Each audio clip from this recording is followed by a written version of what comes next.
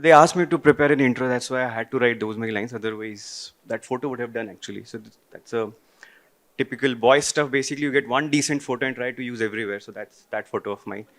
You'll see in a lot many places. I have been working as a VP of engineering at Junglee Games for past 3.5 years. I have total of 17 years of experience. In past 15 years, I have been working in Indian real money gaming industry. Have been part of building multiple casino and non-casino based games. Though I don't like the word casino for the real money games because the hyper casual games extend beyond just the card based games. Um, but the idea is basically to build gaming platforms where you can offer something that can run your business. RMG has been in existence for a very long time, but I can see a lot of buzz in these days basically because I think that's where the money comes from, right? That's what runs the business. So a lot of traction is now coming towards RMG industry because a lot of democratization of real money gaming, has happened in past 4 to 5 years.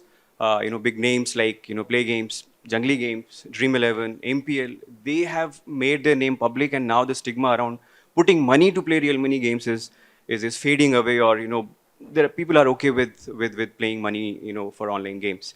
So this is what I'm going to talk about in next 72 slides, 7 slides.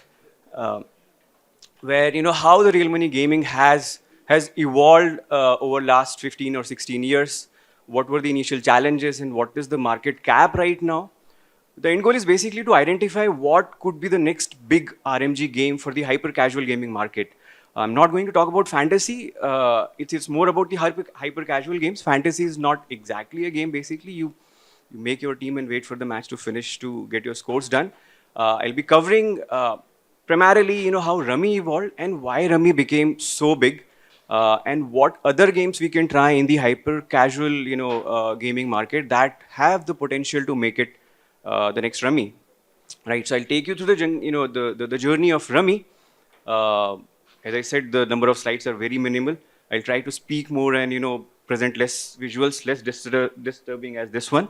And we'll have a lot of time towards the end to have your questions. We'll be happy to answer if you have any curious questions about doubt about RMG industry and whatever potential it has. Story of Rummy. Well, of course, everything starts with whether a game is popular enough or not, whether people know how to play that game or not. Rummy, has been an ancient game in India, and a lot of people in one or the other format know the basic format of Rummy. It's a 13-card game. You make your sets and sequences, and then it's a partly solved game basically. There is a possibility that it can be played infinitely if the right cards are held by your opponent.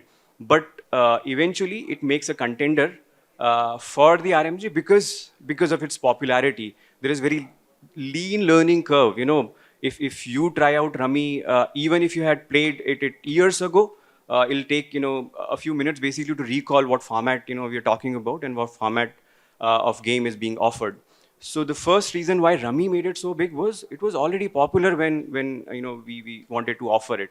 Um, so the first version of online Rummy for cash was launched in as long as 2008. The first company that established around Rummy was Play Games 24x7, which was one of the sponsors here. And the first real cash version was launched somewhere around 2008. There were challenges which I'll talk in the coming slides. What were the challenges? But the most pertinent question that comes around card games is it's gambling. It's a game of chance, and where is the legal standing about it? Rummy not only being popular, but Rummy also always had the legal backing. As far as the legality is concerned, the first verdict came as early as 1968, where one of the Supreme Court verdicts declare the Rummy as a game which requires substantial skills other than chances as well. So skills dominate Rummy, and that is why the legality was never a question basically. As far as the Indian jurisdictions is concerned, you can offer a game for stake as long as you can term that game as a game of skill.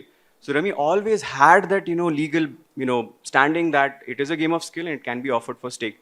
Although India is a union of state, and then there are states basically they're They have their rights basically to override something like this. But as far as legality is concerned, Rummy never had that challenge of legality. The third one was local rummy clubs. They don't exactly look like this, but yes, because we had the legal backing, there were a lot of local rummy clubs that flourishes, especially in the southern part of India, where they started to offer a rummy club. You can join those clubs. You can come there, and offline mode you can start playing rummy for cash.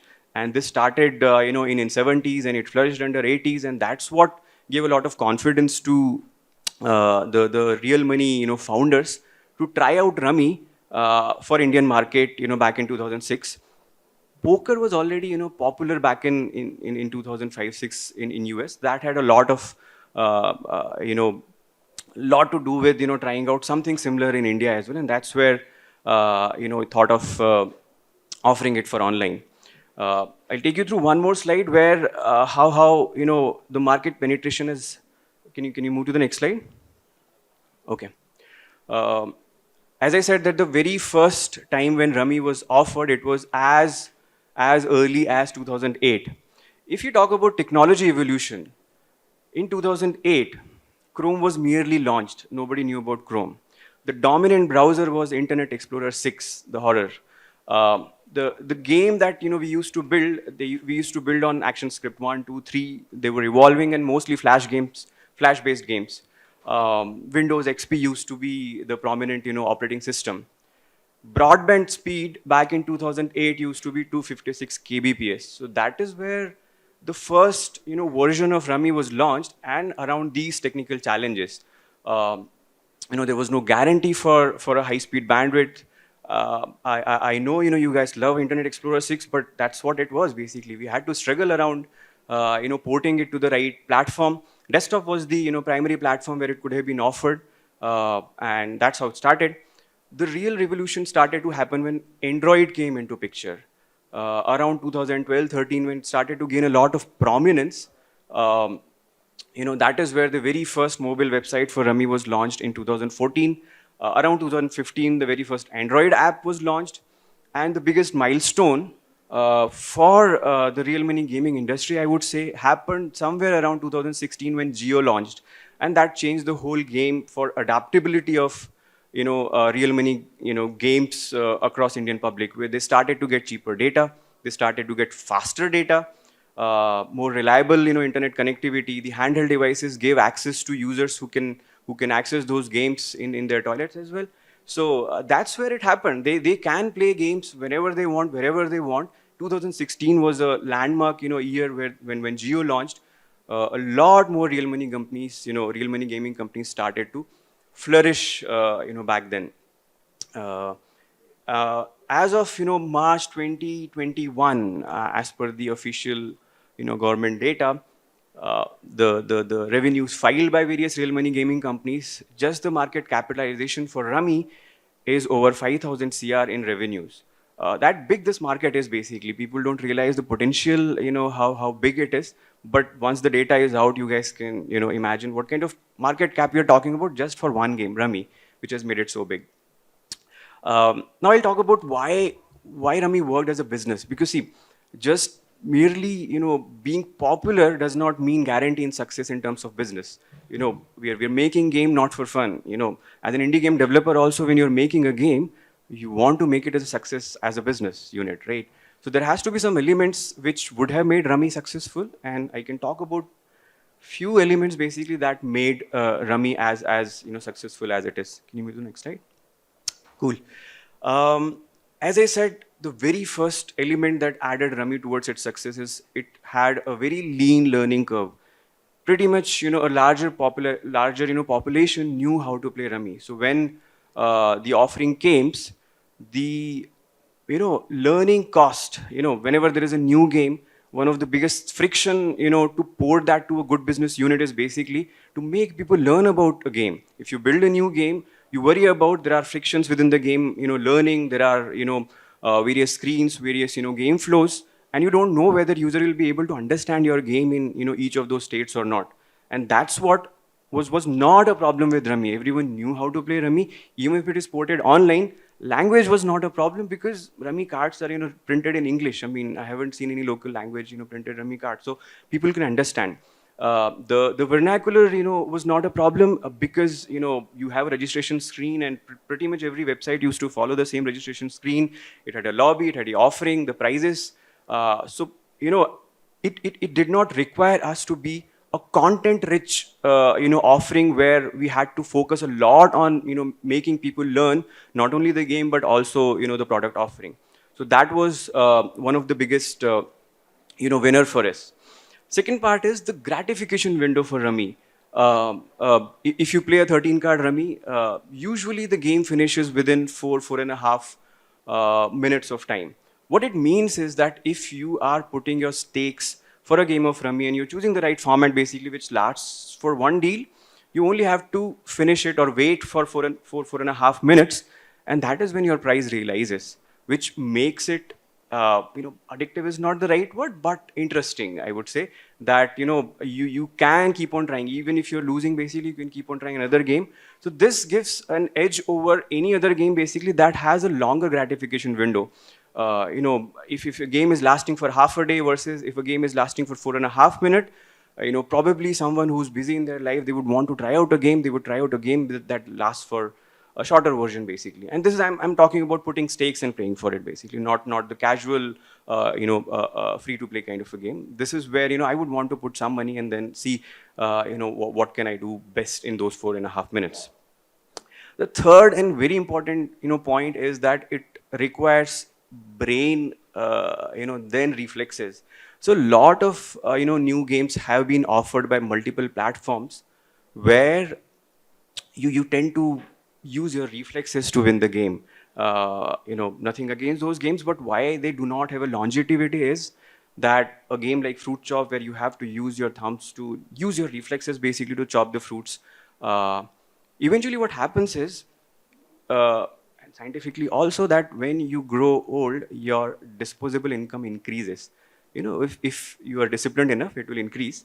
But your reflexes fade, your physical reflexes fade, your brain reflexes do not. So if you're offering a game that requires a lot of physical reflexes, it is not going to give you longevity from your high value players, because your reflexes will fade over the time. You will not remain as good as you were 5 years ago or so. If you ask a 20-year boy to play a Fruit Chop with you, even if you have been playing it for 8 years, he might end up beating you, because even though it is a game of skill, you can easily say that it's a game of skill because I am chopping the fruits faster than you and this and that. But even after playing for so long, I may not be able to beat a noob in that game. So even if it is a game of skill, so that's where that's what one of the biggest advantage Rummy had. That Rummy required very minimal reflexes. You take your card, you think through it, you think through strategies, how your opponent is picking, how your opponent is dropping, how your sets and sequences are being made, and then you just have to move your card to open or the closed deck, basically. So reflex requirement from your physical reflexes was very minimal in Rummy. Whereas what happens is that there is a game theory that says basically that more decision splits that happen, that will stimulate your neuron better, that will release your dopamine on a regular basis, right? So that is what happens with Rummy. When you play Rummy, you have to take a lot many decisions with every move, not just your move, but your opponent's move as well. You have to think through his strategy along with your strategy, what card you can block, what card you can put in the open or closed deck. So this stimulates the right set of neurons, and it makes sure that your brain releases that dopamine on a regular basis. There are other theories as well why it becomes addictive. We'll not get into that one, but as far as the longevity is concerned, you can have a real money gamer playing your game for tens or 15s of years without suffering from a loss from a noob, basically, because it's a skill-based game. Even if I'm playing for 15 years, it means I have acquired those skills, highly skills, and my probability of beating someone who's played Rummy for the first time is higher, and that's what makes it a game of skill, and that's what makes it more towards longevity. One person can continue to play Rummy for 10s or 15 years, and their skills will only going to grow from there. The last point, why Rummy became so popular and successful was its online portability. Uh, Not every game that is a successful, game in offline world can be ported online. There have been attempts made for, people will ask that, it's a skill gaming market which you can play, for cash. So why don't you port a skillful game like chess into online version? The problem with fully solved game is that it can be reverse engineered very easily. If you're offering chess online and if you don't have the right checks and balances in place, your opponent can easily play with computer and simulate the computer's move against you. So if you're offering a fully solved game online for real money, it can be reverse engineered and it can prone to frauds and cheatings basically. This problem did not exist with Rummy because Rummy starts with the randomized deck of 52 cards or 104 cards if two deck Rummy is played, and that makes it a fail safe for the reverse engineering process, that you cannot reverse engineer a random shuffle of the deck basically. So Rummy's online portability was not a question. You could have, one could port the game exactly in the same format without making any amendments to the game basically, and you can make it fail safe for real money. Um, Another, thank you.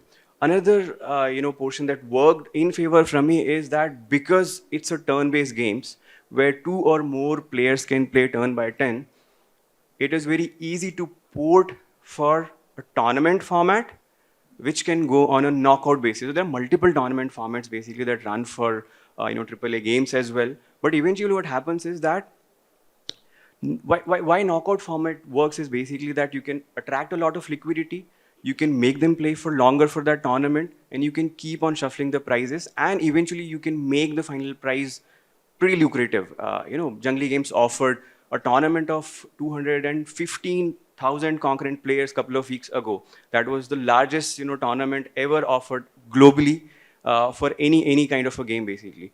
And imagine, more than 2 lakhs player concurrently playing, and then, after playing for a couple of hours, basically there is one winner.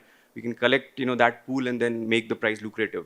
So this became a good liquidity attractor for the Rummy gaming market, where we started to offer larger player tournament, which became a good strategy for generating not only liquidity but also making it as a retention tool.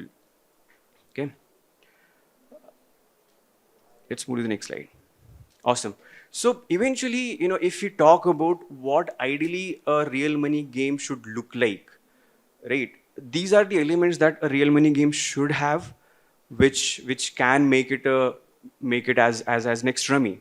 First of all, it has to have a legal standing, that the game has to be proven mathematically as a game of skill. If the element of chance is dominating, you should not, you cannot, legally you cannot offer that for cash. Uh, if you want to run your game as a business, it has to be converted into a format where you can attract a lot of liquidity and then use that liquidity pool for your longevity in your retention terms. If your game does not allow that to happen, potentially it will be very successful as a ring game format or an individual game format, but it'll be difficult for you to convert that into a good business model. It has to have a shorter gratification window. Now, how you convert that is up to you. I mean, you can pick any game. You can decide it is a game of skill. If it is portable online, then you'll have to figure out how to minimize its runtime so that users do not have to wait for hours and hours before they can start to see their gratification of their game. Because you cannot wait for that dopamine to release on a longer term, basically. Otherwise, these games can be termed as boring and there will be, drops in the overall gameplay funnel. Online portability, definitely. Not every game that can be played offline can be ported into online version. It has to be make sure that it has some element of randomness to prevent fraud from reverse engineering. As I gave you an example of chess, it's impossible to port online chess to real money gaming because it will attract a lot of fraud. One more example is Ludo. It became very famous, but Ludo had to be altered. Usually you roll the dice for Ludo and whatever number comes that you have to make your move. That does not make it a game of skill because it does not give equal chances to all the players. It had to be altered for a real money game version where you pre-display all your moves basically, and what dice roll is going to come for my next turn, and you can make a strategy that gives equal chance. So online portability is not only limited to reverse engineering, but also to make sure that you alter your game to make it a game of skill, which requires equal chances to all the players. Brain-driven gratification, again, your reflexes fade over the age, your disposable income increases over the age. That is not proportional to each other. That's why if you're choosing a game to be ported to real money gaming, don't choose a game that requires a lot of physical reflexes, because that is not going to give you longevity from your revenue generating players. The last one is lean learning curve. That is subjective. How interactive you can make your game and how your first gameplay experience, can be smooth. But that is more on the creative side of thing rather than the mathematical or logical side of thing. Your game has to have a lean learning curve where players do not struggle to understand your game. Uh, I will list out few games which I think can make big or can become the next Rummy. Let's move on to the next slide. There are a few games, so it's just random thought that these are the games that can make it big, or that can become the next Rummy of India. That they have the potential to capture that big of a market that Rummy has captured. The very first is Solitaire. I think Solitaire is a ancient game. All those people in their 30s and 40s who use the pirated version of Windows XP have given their hands on Solitaire, right? Everyone knows how to play Solitaire. It has randomness because it has a shuffle deck. It can be ported online as is without having to worry about reverse engineering. It is a partially solved game, which means it is very difficult to, again, reverse engineering and make sure someone can fudge the game results. Now, how to port that online for real money gaming is basically you have to shorten the gratification window here. We can think of a time-based, solitaire where you give a timeout to a user and ask them to solve that puzzle and then give them a time bonus. So we can convert that into, it has a potential. I mean, it's up to the audience basically after this session to decide whether it can be offered as a real money game or not. Sequence, I'm not sure if many people know about the game of Sequence, but it is popular in pockets of India. It's popular in the northwestern side of India. Not many people know about it, so it will have challenges in terms of its learning curve, but it has the similar randomness. It cannot be reverse engineered, but the problem is that it's one game run window is somewhere around 15 minutes or so. So if we try to port it for online real money gaming version, one has to think through how to reduce the gratification window of this. Now I've added checkers and dominoes. They're not Indian games. These are just examples. We need to basically think through, are there any more games that are very popular locally, that are game of skills, have enough randomness, something similar to checkers or dominoes. They're more popular in Latin American region basically, not Indian games, but something similar that India can also think through basically, where these are the games we can think of offering. The last one is AAA game. There's a question mark there because I don't know. AAA games can have multiple formats and they're very popular amongst youth. But in order to turn it into a real money gaming business, one has to think through how can we measure it in those six criteria basically, that how can we reduce the gratification window, how can I offer this as a tournament format, how can I think of online portability, this is online only, how can I think of brain driven gratification. AAA games requires a lot of physical reflexes, so how would you make sure that they are minimal and your high value player retention is longer for years and years. And the last one is the lean learning curve. If you're building a new game, it will always have a higher learning curve. Your spends on the new user acquisition will be higher, and that may be a potential threat to your business.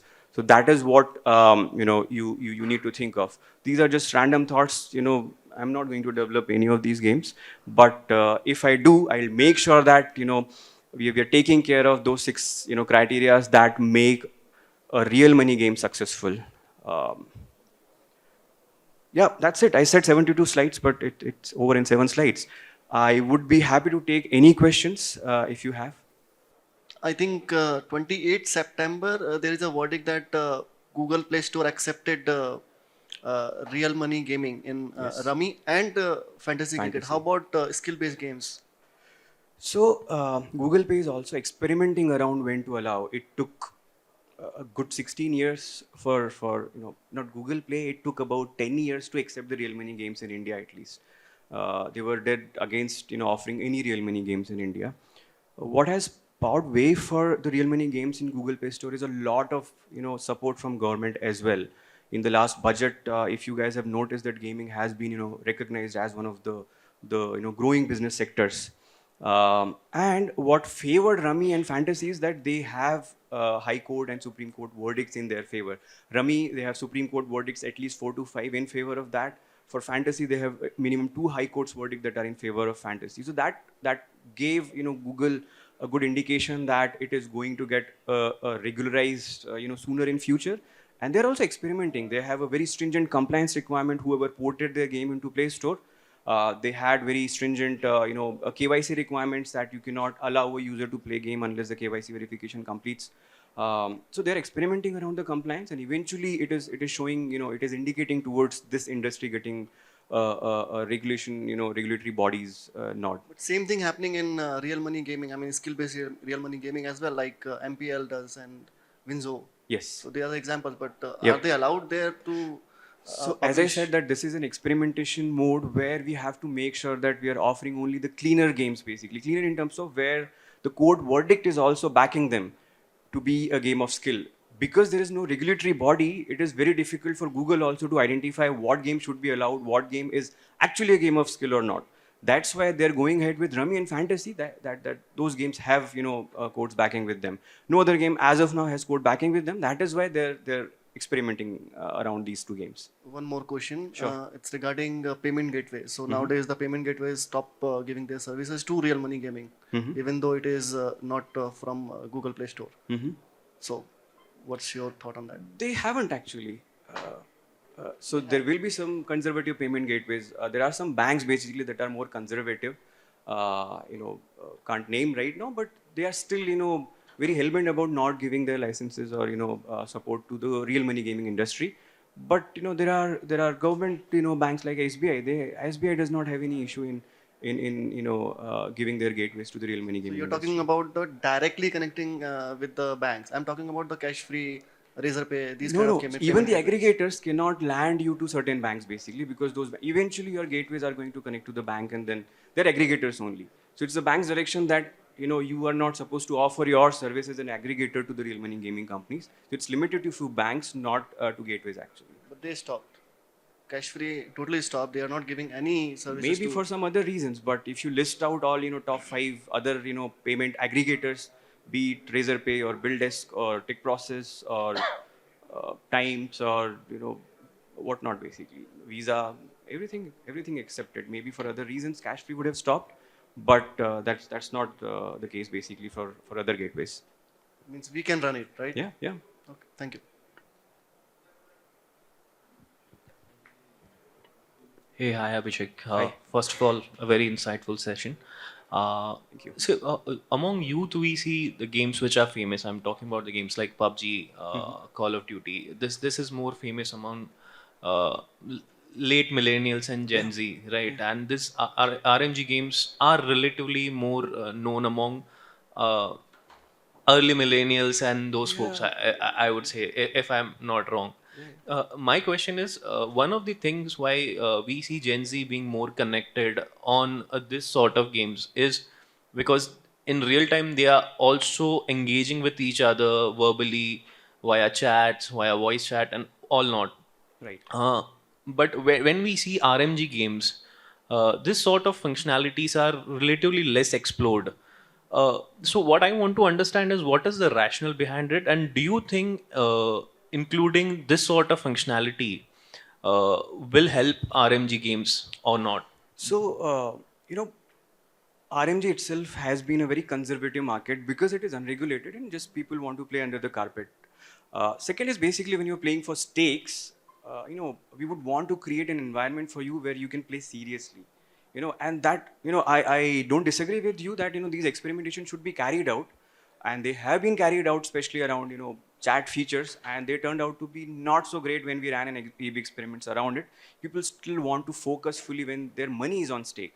But these experimentation can continue. Maybe some feature like emojis can work. Chat didn't work because when they're losing money, people are not, grateful in talking to other players basically. So we can try around other experimentations, but I don't disagree with you that it should happen and those experimentations should continue. Maybe when we have more regulatory bodies in place, that is when the rule set will be defined for what kind of peripheral features around the core gameplay can be offered. But right now it has been more or less proven through our ABs that it causes a distraction and it does not add any value. Basically, it reduces the overall games per user. So, okay. So I think many of the RMG games also offers a Play Store version right now. I'm talking about the Yeah, it's been 1 month only. Yeah. yeah. So before that, there were some games which were available on Play Stores, and there was a different version which used to be Yes, available that's right. on a website. Which, Yes. if you want to play with the real money, you need to download that Yes. game, right? Yes. Do you think this sort of games, which also includes Rummy itself, but not money, when initial stage, I think this is the first stage of funneling for Right. gaming companies, Right. when they are making them come in and then they will be monetized Right. when they start playing with Right. money. Right. Is there experimentation possibility on those side? Yes, it is. But again, if you're running a business, you would want them to convert to cash players as soon as possible. Correct. And if you want to do that, you would want to keep your game playing experience uniform. You cannot give a jazzy experience in your freemium version, and when they download the cash game version, all of a sudden it looks bland to them, right? So, but again, I don't disagree with you. It is all possible because now we're on Play Store, and the reach is going to be only widen. So not only this strategy, a lot of other strategies are going to change for the real money games that are offered on Play Store now, especially their App Store ranking basically. The search engine optimization used to be there because we had to download the APK from your website, but now it is available here. So we'll have to think of App Store ranking as well. The marketing strategies will change, and so will the product strategies, because we'll be able to attract a larger funnel group. So open for those APs basically. It's just that we need to give a uniform experience. It has to be done very carefully, or we'll have to tag them carefully so that this player who played a free game had a jazzy experience on the freemium version. When this player downloads the cash version, we are able to tag it or identify it and then give them exactly same version so that it does not feel disconnected to that. But open for those ABs. It's been only 1 month, so pretty early to say. That answers my question. Okay. Thank you. Thank you so much.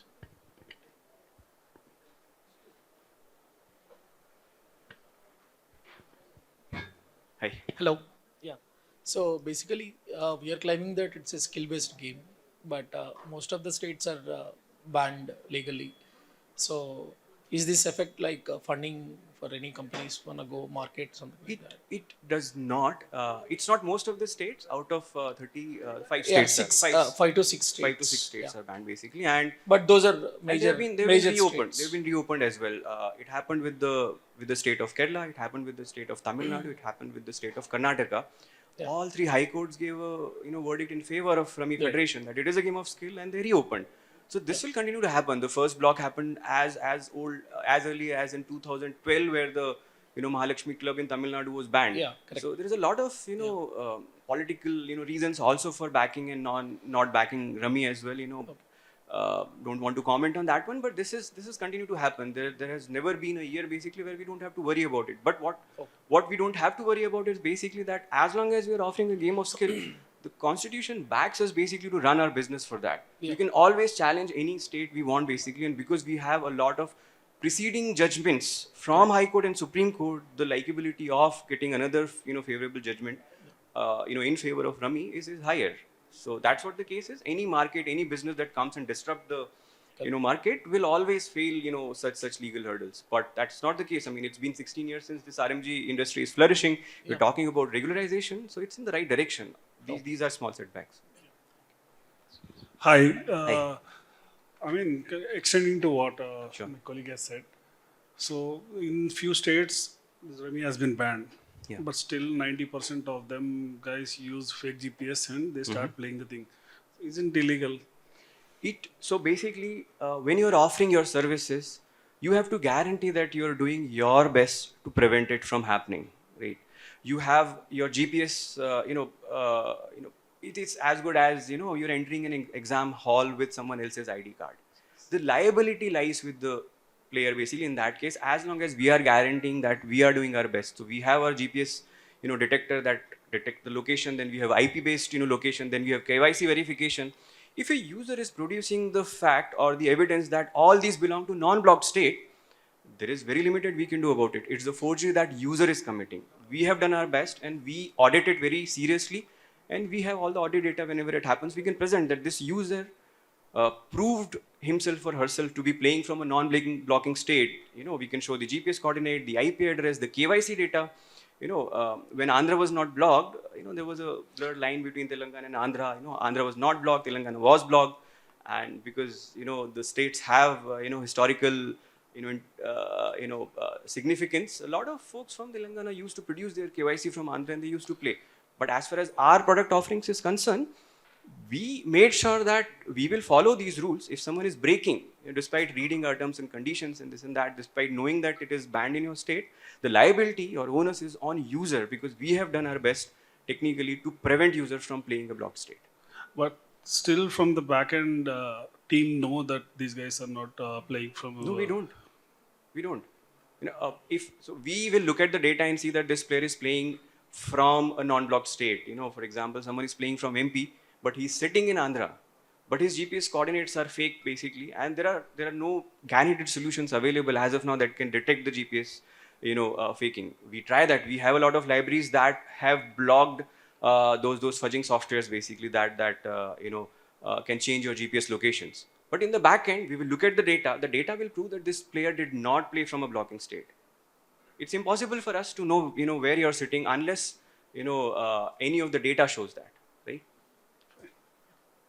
Sir, one last question. Sure. So central government gonna increase GST, right? They are planning to increase the 28% of the Yep, GST. yep. It's good or bad to the industry? This kind of industry. Yeah. So there is a catch that as of now, what happens in real money gaming model is that you attract a wager amount, the entry fee. For example, 100 rupees per player and two players are playing, so total pot gets collected for 200. You give away a price of 180 rupees by taking 10% service charge on it. Right now, the GST that RMG industry is paying is 18% on the service charge, which is on 20 rupees. So we have to give away 1.8 rupees to the government, 0.9 to state and the central government. So the discussion that is going on is basically to have a service, the GST of 28% on entry fee. That's what government is proposing. If that happens, that will kill the business. I mean, RMG industry will shut next day if that happens. What we are proposing is basically through the international norms, basically. Usually there are two types of taxation that works in the international real money gaming industry. One is you attract around 20% of 20% of the tax on the service charge that you attracted. That's the revenue that company is making, and service charge should be paid on that. That's what we are referring to the government. Or the other European norms say that you can attract 1% of tax on the overall wagering amount. So 1% on 200 rupees wager can still be making our business survive. So that's what our discussions are happening with the government, that you're getting 1.8% on service charge, 18% on service charge. If you make it 28% on the entire entry fee, business is shut and you will stop getting whatever you're getting right now. We are okay.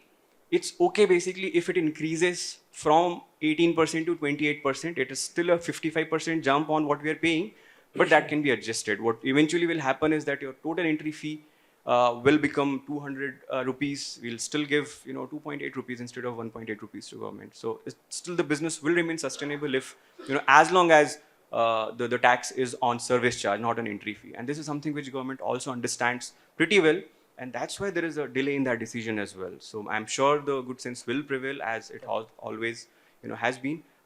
They would not want an industry to shut just because they want to attract 28% GST on that. Thank you, sir. Yeah, thank you.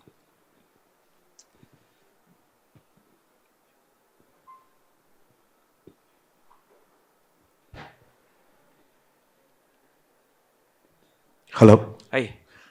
I think the government is going to charge GST on the deposits, not on the wagering or on the entry fee, which is a huge difference, and that is why the organizations are objecting, the association is objecting, because it is on the deposits.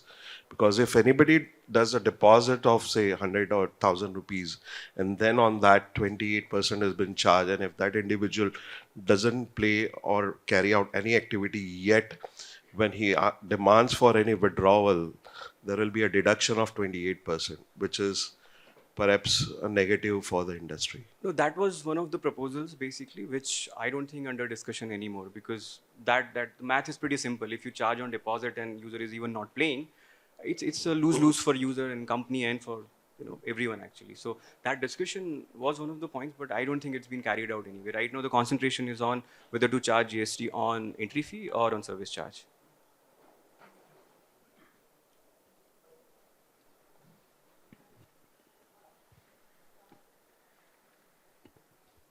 Yeah, hi. Hi. Like you said, Rummy is based on shorter gratification and skill-based game, right? Yeah. So like, what if there's a game like the more you invest your time in playing the game, the more you get money. So like, would that work? That's precisely Ramesh basically. You spend more time, you acquire more skills.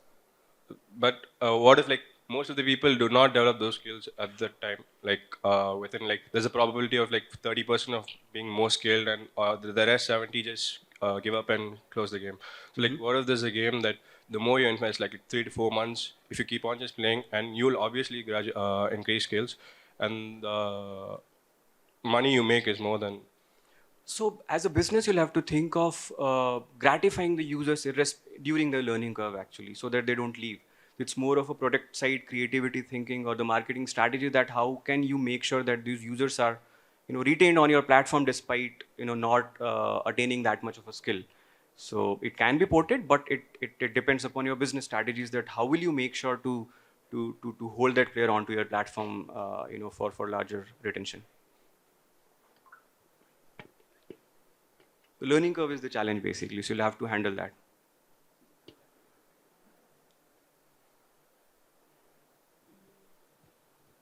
Okay, guys, we are running out of time. This is the last question we'll take. Hi. So, how do you do a soft launch for a real money game, and what are the key metrics you look into for the success of the game? If I read your question correct, it's what are the games that are on Play Store? No. How do you soft launch a game? Real money game. Like, is there a soft launch process? Yeah, there is always a soft launch process basically. I mean, as I said, that App Store launch is just 1 month new. Before that, we used to have the APK downloaded from website. So there we had a lot of AB engines basically that used to make the latest release downloadable only for a segment of users. Then we experiment around it for a week or two, and then make sure that the download is available for everyone.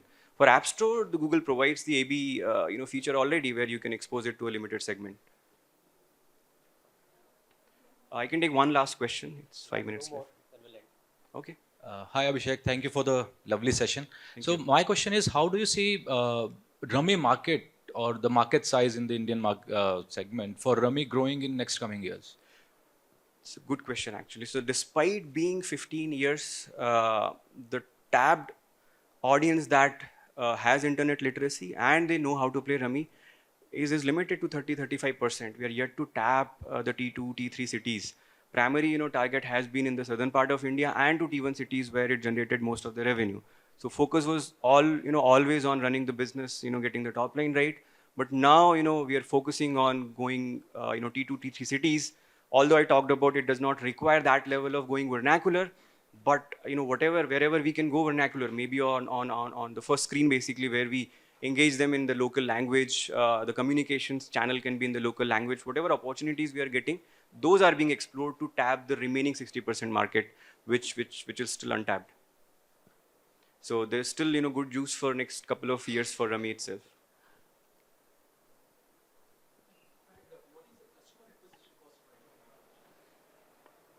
It differs from game to game. Rummy, ranges from a few $1,000 to even more than that. But as I said, that it's an old industry. It has acquired data over more than a decade. So there are models that can predict that what is your media buying platform that can give you a player that you can acquire in $20,000. Their break even can still be achieved in 6 months to 9 months basically. So there is a lot of role that data plays in terms of our acquisition models as well. So there is no fixed, cost for our CAC, but it ranges from few thousands to it can go up to 25,000 as well. Okay, one last question, yeah. Yeah, where we can find these rules and regulations for real money gaming? I can't find anything. You can visit any of the sites. No, not updated. Old ones. Which? For real money games. Uh-huh. So what rules and regulation you Any certifications for real money games? For Australia, there are some certifications for rummy games and everything. Uh-huh. Then what about in India? So as I said that it is an unregulated market. The regulatory body does not exist as far as government is concerned. So the regulation is self-regulation that is driven by a consortium that is called the Online Rummy Federation. They have defined the rule. You can visit the TRF website and there you can find the defined rule, and that is something supposed to be followed by all the rummy players. So you are saying about rummy game and any other games? Any multiplayer game with real money integrated?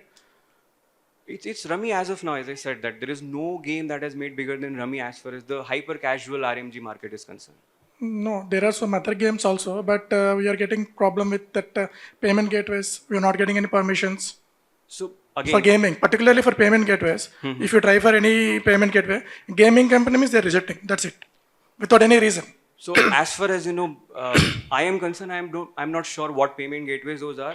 I tried cash free, Razor Pay. Could have its own reasons. No, but, I am also one of the game developer. I have developed not rummy game. Okay. I have developed 2 racing game and 1 FPS game with real money integrated. But we are getting every time. Is it a new game that you're building? No, we are launched in 2019. One game. Is it rummy? No, racing game. It's a racing game. Yeah, basically. multiplayer racing game with real money So, integrated. do you have a legal opinion that proves that it's a game of Yeah, skill? 100%. Yeah. So is it just the cash free that is rejecting, or all other gateways that are rejecting? Every payment gateway is rejecting for gaming company. They are saying that from RBI we are not getting any permissions. So they are not giving any permissions. So what we have to do for that thing? You need to reach out to the gateway actually. So Ideally, many. they're not supposed No. I asked so many companies. Almost every payment gateway, everybody rejecting. So Just the reason must be lying gaming with them. company. My company name is GameSoft. Yeah. So he's saying that GameSoft, okay, it's a gaming company. We are not giving. You are not seeing the game. They're not listening to us. So what do you have to do for that? So this is a matter between this company and the gateway. As far as the other gaming companies are concerned, I haven't seen those gateways rejecting. No, They can have their own actually for reasons. rummy games they are giving permission. Actually for H23 or rummy culture or anything. That's They are why I having asked first payment question gateways. whether you're offering it for rummy or some other game. So the legality could be reason. They may not be clear about whether this is a game of skill or not. They have to Rummy say and that, fantasy, they have their backing. So I'm That's asking why about it's easier. certifications, any permissions from any government. No. You're To not be having honest, anything no, for that no. one. Only rummy and fantasy as of now can be proven as a game of skill as far as the law is concerned. So if you build a rummy standalone app and still gateways are rejecting, you can hold them by their bones. Yes, you can take it I offline now. can take last question. Yeah, Yes, 2 we are minutes running out left. of time. Yeah. Next session is about Are to there start. any organized players who do the marketing part? Like, let's say we develop the game. Since it's also becoming legal now, are there any organized players who can take up and effectively market? Because as much as I understand, all the real money games right now, since they are underground, are you see the AdWords in places that you shouldn't supposed to see. So are there any legalized or say organized player in this sector who can take it and market well? Yes. So as I said, because it is not regulated by government, there is a self-regulation imposed by the Rummy Consortium, the Online Rummy Federation.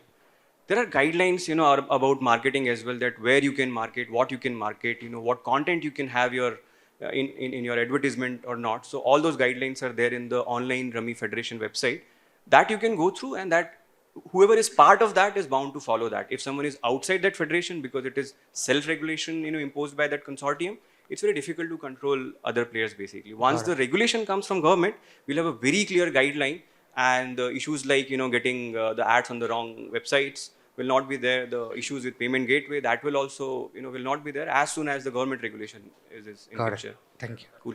Thank you very much, guys. It was a great, session talking to you. Thank you.